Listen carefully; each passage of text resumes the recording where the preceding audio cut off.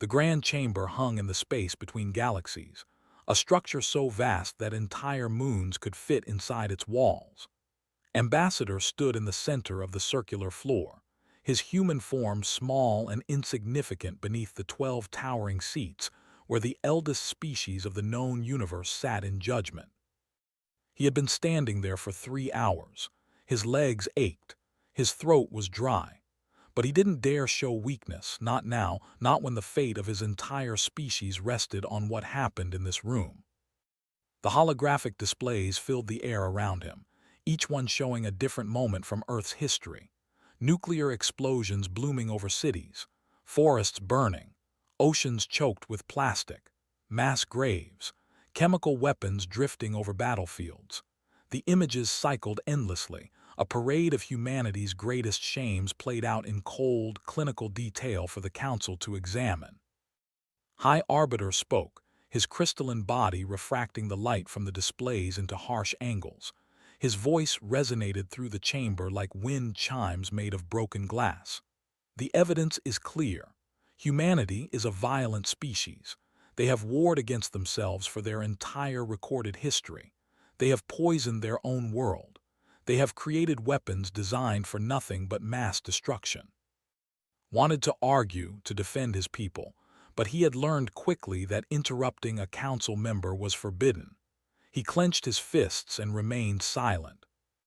They achieved space flight barely 200 years ago, continued. Already they have colonized 15 worlds. Already they have begun to extract resources at rates that would exhaust entire systems within. They advance technologically at a pace that suggests either brilliance or recklessness. Given their history, we must assume the latter. Another council member stirred. This one resembled a massive jellyfish, its translucent body pulsing with bioluminescent patterns. Councilor's voice was soft, like water over stones. They have brought these charges. They claim humanity poses a threat to galactic stability.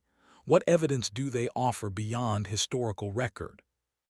A new figure materialized in the chamber. The ambassador was tall and reptilian, with scales that shifted colors in the light. We offer projection models, the ambassador said. Based on humanity's rate of expansion and their demonstrated capacity for violence, our analysts predict a 73% probability of major conflict within 500 years. They will compete with established species for resources. Their aggression will lead to war. Projection models, another counselor said, this one a being of pure energy contained within a magnetic field. Not facts. History is fact, the ambassador replied sharply. And history shows us what humanity is capable of. Should we wait until they turn their weapons on others? Should we allow them to spread unchecked across the galaxy until they become too powerful to contain? The council members spoke among themselves in languages translator couldn't process. He caught fragments, concerns about young species, debates about intervention protocols, mentions of other civilizations that had been quarantined or destroyed.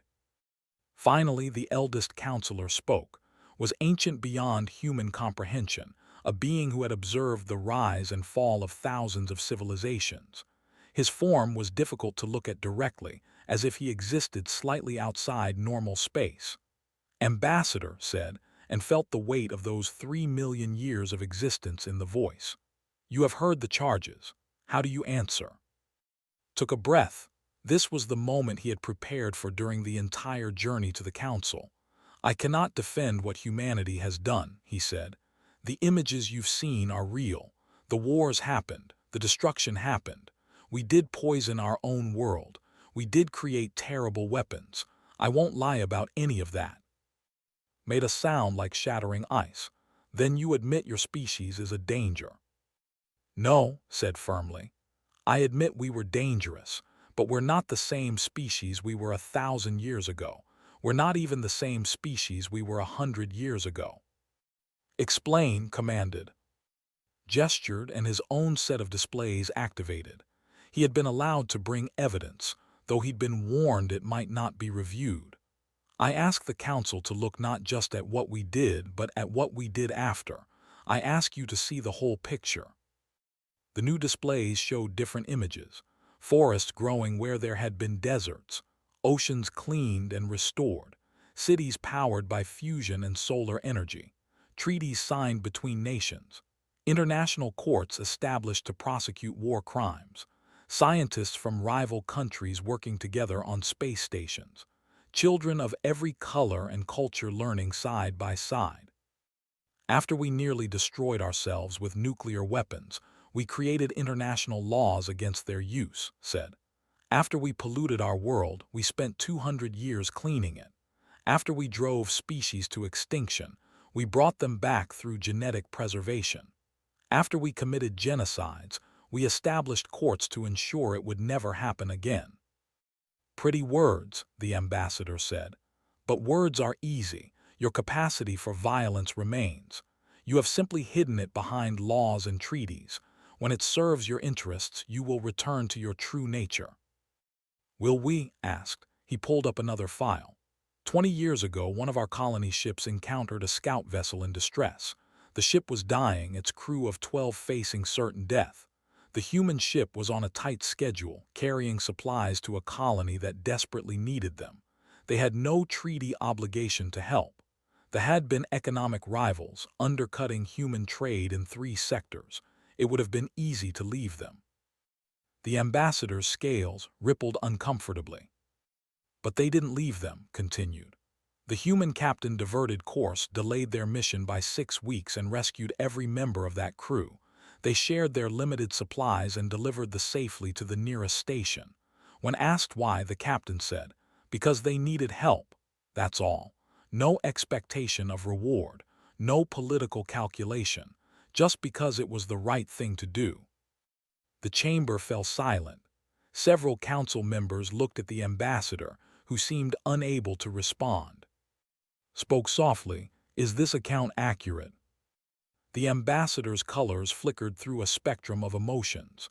"It is accurate," he admitted finally, "but one incident does not erase centuries of violence."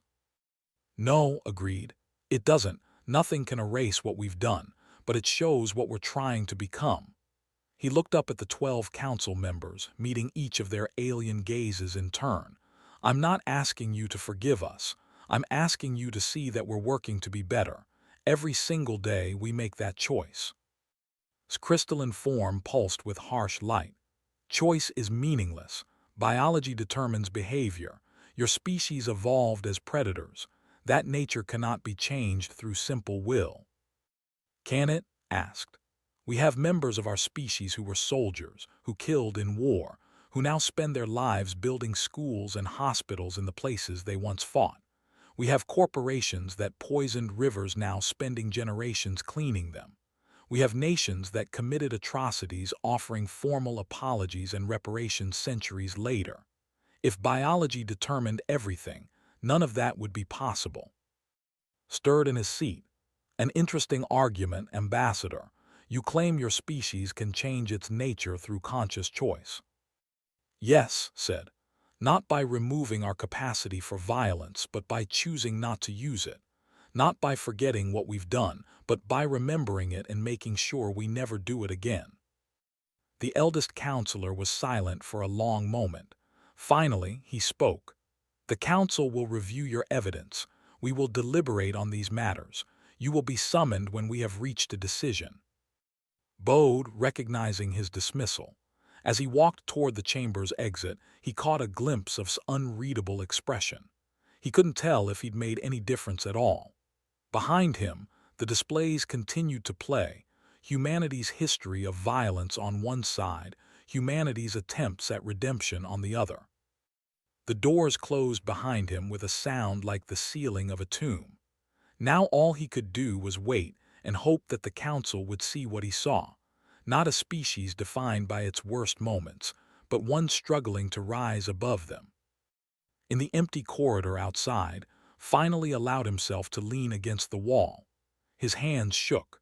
Weeks of preparation, billions of lives depending on him, and he still didn't know if he'd said the right things.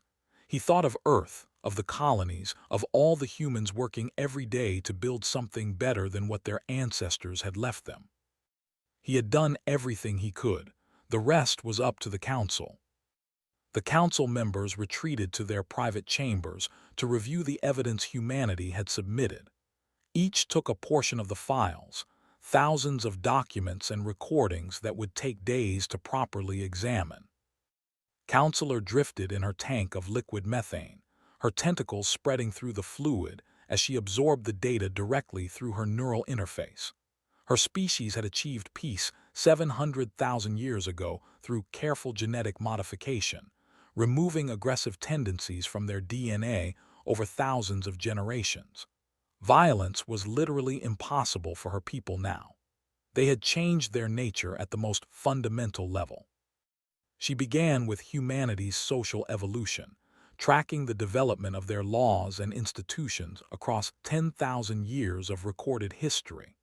What she found disturbed her understanding of how species developed. Humans had been warring with each other since before they had written language, tribe against tribe, kingdom against kingdom, nation against nation. The conflicts were brutal and endless, but after their most devastating wars, something strange happened. They created the League of Nations, then the United Nations, then the Planetary Council. Each institution was imperfect, often failing to prevent conflict, but each represented an attempt to rise above their violent nature. After they nearly exterminated themselves with nuclear weapons, they didn't just rebuild. They established treaties limiting those weapons. They created inspection regimes. They built international laws around warfare itself, defining what was and wasn't acceptable even in conflict. The laws were often broken, but the fact that they existed at all was remarkable. When they nearly destroyed their environment, they didn't shrug and accept it as inevitable. They reversed course on a planetary scale. They banned the chemicals destroying their ozone layer. They cleaned their oceans, restored their forests, brought extinct species back from preserved genetic material. The effort took centuries and cost trillions, but they did it. Had never seen anything like it. Her own people had eliminated violence by removing the capacity for it. These humans retained the capacity but chose restraint.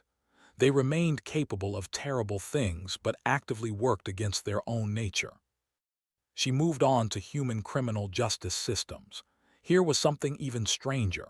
Humans imprisoned those who committed crimes, yes, but many of their societies also focused on rehabilitation. They tried to change criminals back into productive members of society. They believed people could redeem themselves, could become different than they had been.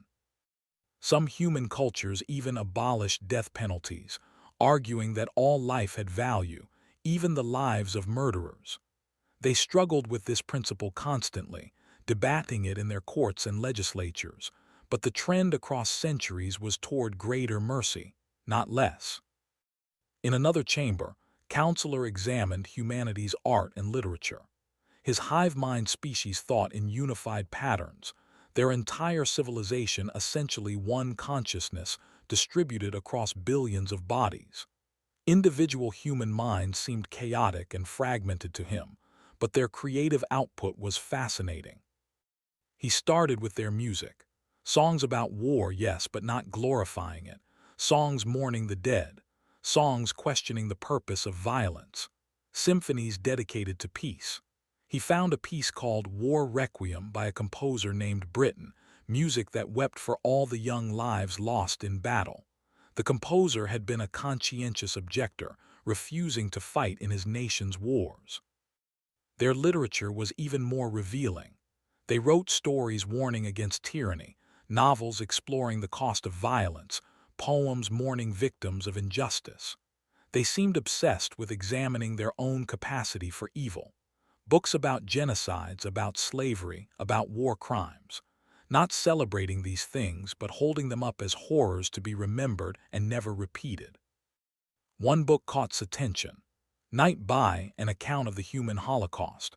The author had survived one of history's greatest atrocities and spent his life ensuring the world never forgot. For the dead and the living, we must bear witness, had written. The book was required reading in many human schools. They taught their children about their species' capacity for evil, so that those children would resist it. Found thousands of similar examples: museums dedicated to atrocities, memorial sites marking massacres, days of remembrance for victims of injustice. Humans didn't try to forget their sins. They memorialized them, studied them, taught about them. They seemed to believe that remembering their failures was the only way to avoid repeating them. The eldest counselor reviewed the individual cases of redemption. He had observed civilizations for 3 million years, watching young species rise and fall. He understood the patterns of development, the predictable paths that species took. Humanity was breaking those patterns. He examined the file of a human soldier named Wei, had fought in one of Earth's regional wars, killing enemy combatants in service to his nation. After the war ended, had traveled to the region where he'd fought and spent 40 years building schools and hospitals. He'd learned the language of the people he'd once fought against. He'd married a woman from that culture. He dedicated his entire post-war life to healing the damage his war had caused. When interviewed, had said, "I can't undo what I did, but I can try to build something better." He died at age 87, still working on his last school project. Found thousands of similar stories. Corporations that had polluted environments spending generations cleaning them. Scientists who'd worked on weapons programs dedicating their later careers to peaceful applications. Even nations that had committed genocides offering formal apologies and reparations centuries after the original perpetrators were dead. That last point was what truly puzzled him. Why would humans accept responsibility for crimes their ancestors committed? It served no evolutionary purpose. The guilty were long dead. Yet current generations took on the burden of making amends, as if they believed in some form of collective responsibility across time. He pulled up another file, this one marked as particularly significant. It was the full record of the incident Ambassador had mentioned, the rescue of the crew. The human ship was the cargo vessel Meridian's Hope, carrying critical supplies to a colony suffering from crop failures. The supplies were time-sensitive. Delay meant people would go hungry. The scout ship, Silent Observer, had suffered a cascade failure in its life support systems, leaving its crew of 12 with approximately 30 hours of breathable atmosphere. Captain Maria Santos of the Meridian's Hope had received the distress signal and immediately altered course. Her crew had protested. They were not allies. The supplies were needed urgently. They could report the distress signal to authorities and let someone else handle the rescue. The recorded conversation was still in the files. "We're not leaving them to die," Captain Santos had said. "I don't care about politics or economics or any of that. They're people who need help and we can provide it. That's all that matters." The rescue had taken 6 days. The Meridian's Hope shared its food, water, and medical supplies with the crew. They rerouted to the nearest station to drop off the survivors, delaying their own mission by 6 weeks. By the time they reached the colony, the situation there had grown desperate. Captain Santos had been reprimanded by her company for the delay, though the reprimand was later rescinded after public outcry. When asked if she regretted her decision, Captain Santos had simply said, "No, some things matter more than schedules." Sat with that for a long time. In 3 million years, he had seen species achieve peace through evolution, through genetic modification, through technological augmentation, through philosophical enlightenment. He had never seen a species achieve it through pure choice while retaining their capacity for violence. Most species either destroyed themselves or evolved past their aggressive nature. Humanity seemed to be attempting a third path, remaining capable of terrible things while choosing to do good ones. It was unprecedented. It was also incredibly fragile. Nothing guaranteed they would continue making the right choices. He pulled up comparative data on other species at similar stages of development. They at this stage had been actively exterminating neighboring species to eliminate competition. The crystalline beings had conquered through psychic domination, enslaving entire worlds. His own people had eliminated every predator species on their planet, collapsing whole ecosystems in the process. Every species in this council had blood on their hands from their developmental period. The difference was that most had either forgotten or evolved past the memory. Humanity remembered everything and carried the weight of it consciously. Was that a strength or a weakness? Could they maintain this conscious choice across? Or would they eventually either evolve past their nature or succumb to it? Didn't know. For the first time in a very long while, he was uncertain, and that uncertainty itself was significant. The council reconvened after 5 days of review. The grand chamber filled with observers from across known space. Representatives from hundreds of species crowded the viewing galleries, all waiting to see what would happen to humanity. Some hoped for protection, seeing humans as potential allies. Others feared them and wanted the quarantine enacted. Ambassador returned to the center of the floor. He looked exhausted. 5 days of waiting had clearly taken their toll. He stood straight despite his obvious fatigue, his human pride refusing to let him show weakness before the assembled powers of the galaxy. High Arbiter spoke first. The Council has reviewed the evidence submitted by humanity. We have examined your history, your culture, your individual cases of claimed redemption. I have considered all of this carefully. Waited, barely breathing. My position remains unchanged, said, and's heart sank. Humanity's capacity for violence is not diminished. They have merely suppressed it temporarily through social structures and laws. These structures are fragile. They can collapse. When resources become scarce, when competition becomes fierce, humanity will revert to their base nature. It is inevitable. The crystalline being's form pulsed with cold light. Furthermore, redemption without transformation is meaningless. True change requires fundamental alteration of nature. Humanity claims to choose peace while retaining the ability to choose war. This is not evolution. It is merely delayed violence. Felt the weight of those words crushing him. If the High Arbiter held this position, others might follow. The vote could go against humanity. But then Counselor spoke, her soft voice rippling through the chamber. I must respectfully disagree with the High Arbiter. I have reviewed humanity's social evolution extensively. What they have achieved is unprecedented in my observation. Hope flickered back to life. My own species eliminated violence through genetic modification, continued. We removed the capacity for aggression from our DNA. It took us 50,000 years, but we succeeded. Violence is now impossible for us. We are peaceful because we cannot be otherwise.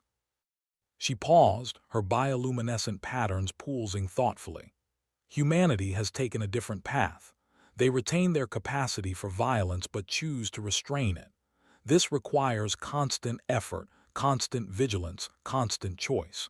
It is infinitely more difficult than what my species achieved. Yet they persist in this effort generation after generation. Spoke next, his hive-mind voice resonating with multiple harmonics. I have examined human art and literature. They do not celebrate their violence. They mourn it. They study it. They teach their children to recognize and resist it. Their creative output suggests a species engaged in constant self-examination and self-criticism. I have never encountered another species so dedicated to remembering their own failures, continued. Most species either forget their shameful pasts or rationalize them.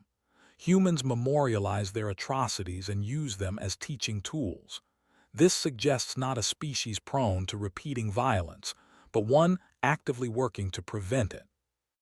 Other council members voiced their opinions. The debate stretched for hours.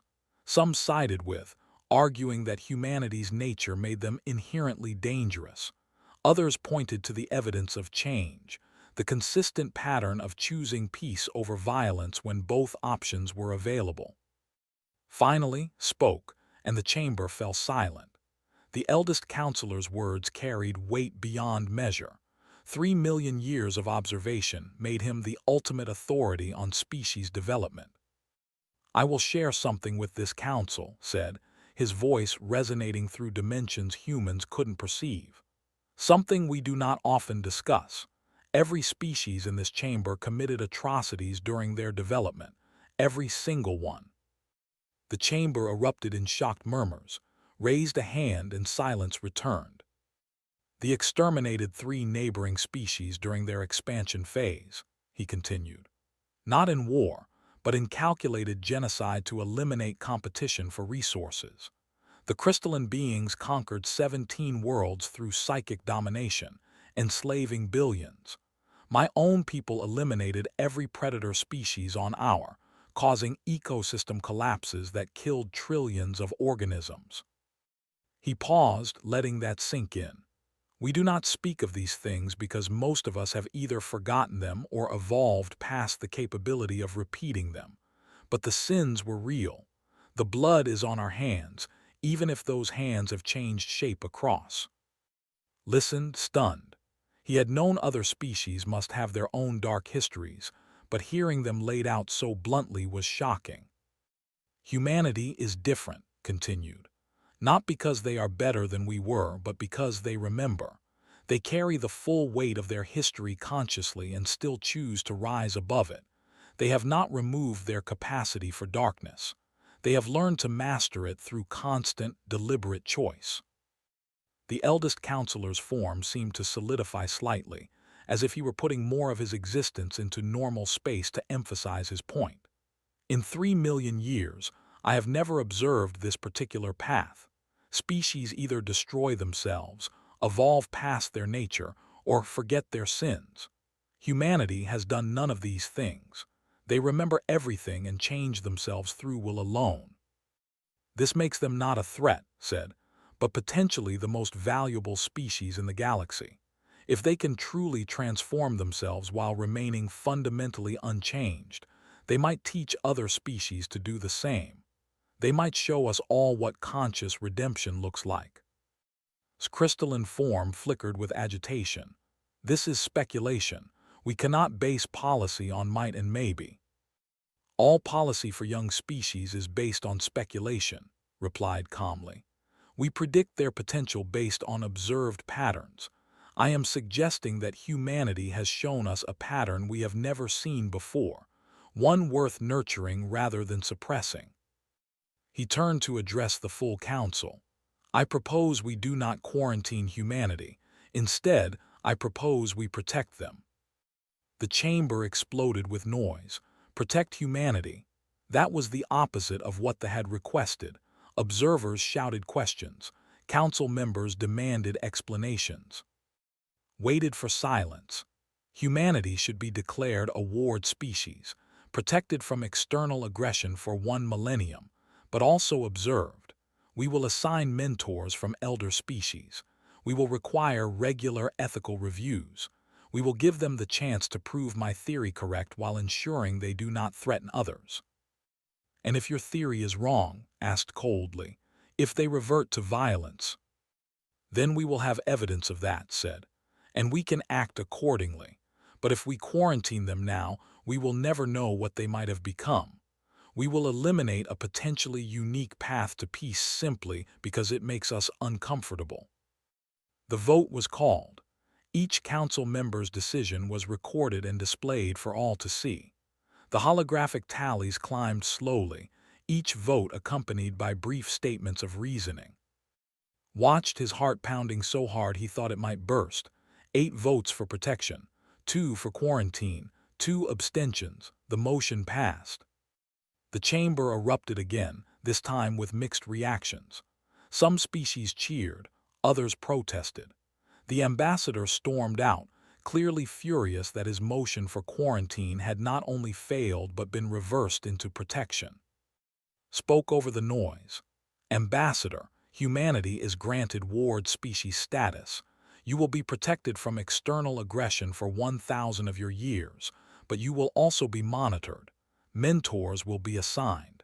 You will submit to ethical reviews every 50 years.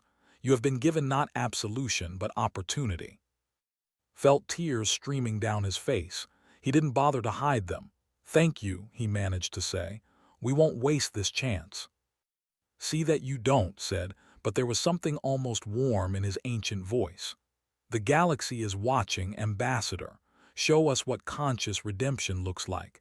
Teach us what we have forgotten." As left the chamber, he thought of Earth, of all the humans working every day to be better than their ancestors. They hadn't been forgiven. They'd been given something more valuable, time to prove what they could become. The message he sent back to Earth was simple: "We have a chance. Let's not waste it." On Earth and across the colonies, humans celebrated, but many also understood the weight of what had been granted. They had been given trust based on their potential, not their past. Now they had to earn that trust every single day. In the grand chamber, remained alone after the others departed. He looked at the star chart showing Earth's location, a small yellow star among billions. He had told the council that humanity was unprecedented, and that was true, but he hadn't told them his deepest hope. In 3 million years, he had seen species achieve peace through many paths, but he had never seen a species learn to redeem themselves consciously, to carry their sins and rise above them through nothing but choice. If humanity could truly do that, if they could maintain that path across, they might teach the entire galaxy something it desperately needed to learn. That redemption wasn't about becoming incapable of evil. It was about remaining capable of it and choosing good anyway, every single day, forever. "May you succeed," whispered to the distant star. "May you show us all what we could have been." The grand chamber went dark, but somewhere on Earth, humans were already working toward that distant promise, one choice at a time.